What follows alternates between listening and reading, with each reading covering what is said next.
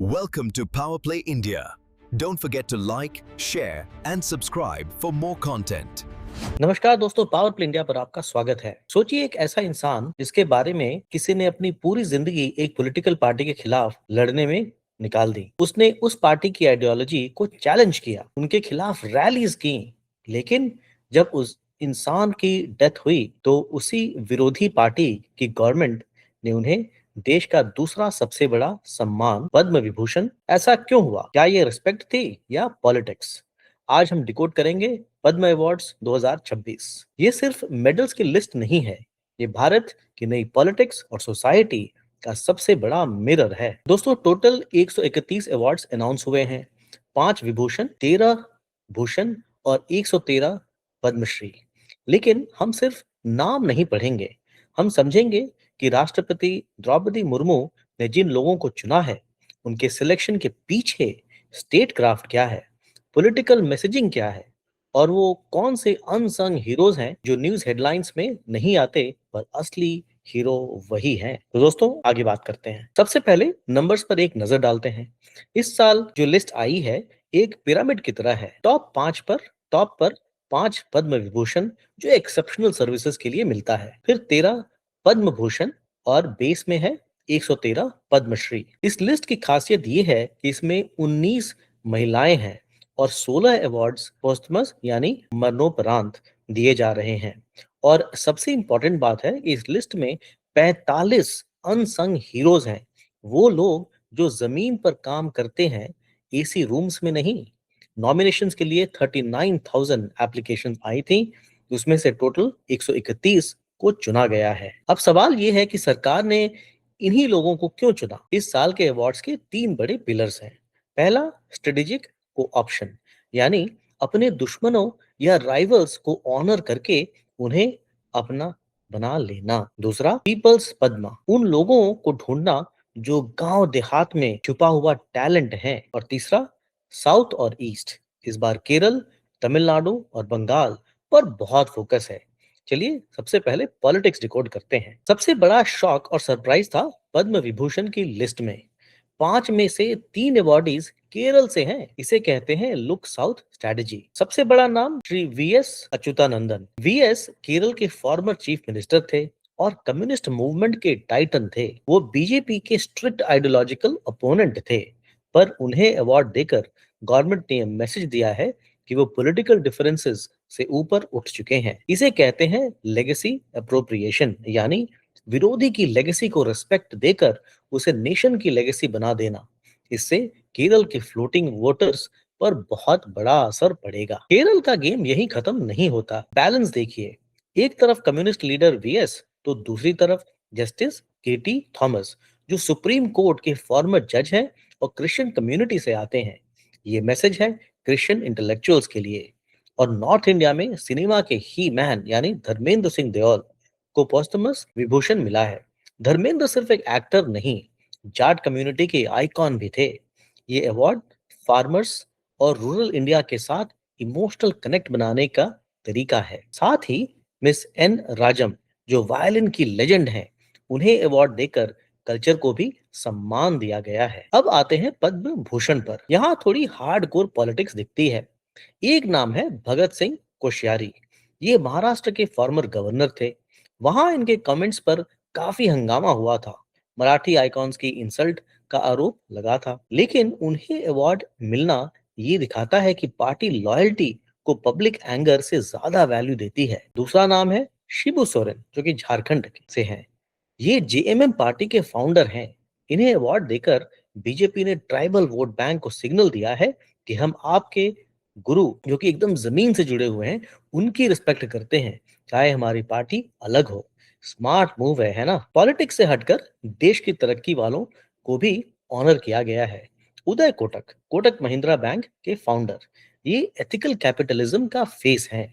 और doctor Norrie Dutta त्रियेडू, USA में रहने वाले भारतीय डॉक्टर जो कैंसर ट्रीटमेंट में वर्ल्ड फेमस है। ये दिखाता है कि हमारा ब्रेन गेन और ग्लोबल सॉफ्ट पावर। और हाँ, पीयूष पांडे, याद है मिले सुर मेरा तुम्हारा, वो लेजेंडरी एड मैन जिन्होंने भारत की ब्रांडिंग बदल दी, उन्हें भी मरणोपरांत ऑनर मिला है। दोस्तों अब आते हैं वीडियो का सबसे हार्ट वार्मिंग पार्ट, पद्मश्री। जैसे मैंने आपको बताया 113 में से 45 अनसंग हीरोज हैं। ये वो लोग हैं जिनके पास कोई पीआर एजेंसी नहीं है, कोई पॉलिटिकल गॉडफादर नहीं है।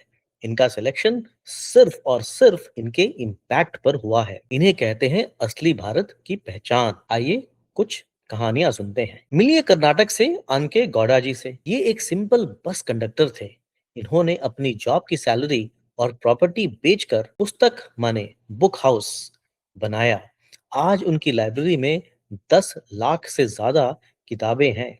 सोचिए, एक सिंपल बस कंडक्टर ने देश को इतना बड़ा लाइब्रेरी दिया। दूसरी तरफ उड़ीसा के चरण हेम्ब्राम, इन्होंने संथली लैंग्वेज और स्क्रिप्ट को बचाने के लिए अपनी पूरी जिंदगी लगा दी ताकि ट्राइबल कल्चर जिंदा रहे।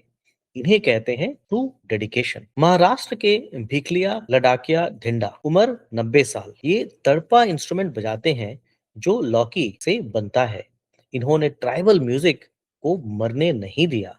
और मुंबई के डॉक्टर अरमिदा फर्नांडिस, इन्होंने सायन हॉस्पिटल में एशिया का पहला ह्यूमन मिल्क बैंक शुरू किया था। वो बच्चे जिनकी माँ नहीं होती या बच्चों को दूध नहीं मिलता, उनकी जान बचाने का काम इन्होंने किया। स्लम्स में माल न्यूट्रिशन के खिलाफ इनकी जंग आज भी जारी है। अब थोड़ा ग्लैमर भी जरूरी है ताकि यूथ कनेक्ट करे। स्पोर्ट्स में भारतीय क्रिकेट टीम के कैप्टन रोहित शर्मा और वुमेन्स कैप्टन हरमनप्रीत कौर को पद्मश्री मिला है। ये वर्ल्ड कप जीत और वुमेन्स क्रिकेट के राइज का सेलिब्रेशन है। सिनेमा में केरल के superstar Mammootty Mammootty left leaning माने जाते हैं, पर उन्हें अवार्ड देकर सरकार ने केरल का हर मूवी फैन को खुश कर दिया। ये दिखाता है कि आर्ट पॉलिटिकल बाउंड्रीज से बड़ा होता है। अब जरा इस मैप को देखिए। इस साल की स्ट्रेटजी क्लियर है। फोर्ट्रेस ब्रीच, जो स्टेट्स बीजेपी के लिए टफ हैं, वहां सबसे ज्यादा अवार्ड्स गए हैं। केरल, वहां सैचुरेशन स्ट्रेटजी है। लेफ्ट वाले वीएस, राइट में नारायणन, माइनॉरिटी केटी थॉमस, सिनेमा में ममूटी, सबको कवर कर दिया। तमिलनाडु, यहाँ पॉलिटिक्स नहीं, सिविलाइजेशनल प्राइड यूज किया गया। डॉक्टर्स और सोशल वर्कर्स को अवार्ड देकर मिडिल क्लास को टारगेट किया गया। अब वेस्ट बंगाल में आए तो यहाँ आइडेंटिटी पॉलिटिक्स है। ट्राइबल राइटर्स और प्रसेनजीत चैटर्जी जो कि सिनेमा के आइकॉन हैं, उनको अवार्ड देकर बंगाली प्राइड को टच किया गया है। ये लिस्ट हमारे बदलते समाज को भी दिखाती है। नारी शक्ति, 19 महिलाएं अवार्डीज हैं। सिर्फ आर्ट्स में नहीं, साइंस और मेडिसिन में भी वुमेन लीड कर रही हैं। ट्राइबल रिप्रेजेंटेशन की बात करें तो शेड्यूल्ड ट्राइब एसटी के आर्टिस्ट को मेन स्ट्रीम रिकॉग्निशन मिल रहा है। पहले इनका आर्ट सिर्फ इनके गांव तक ही सीमित रहता था, अब राष्ट्रपति भवन तक पहुंच गया है।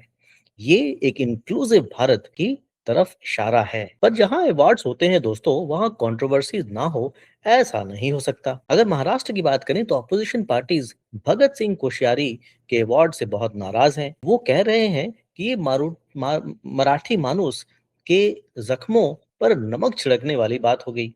सीपीआईएम की अगर बात करें तो पहले कम्युनिस्ट लीडर्स अवार्ड्स रिजेक्ट कर देते थे, लेकिन वीएस के परिवार ने अवार्ड एक्सेप्ट कर लिया।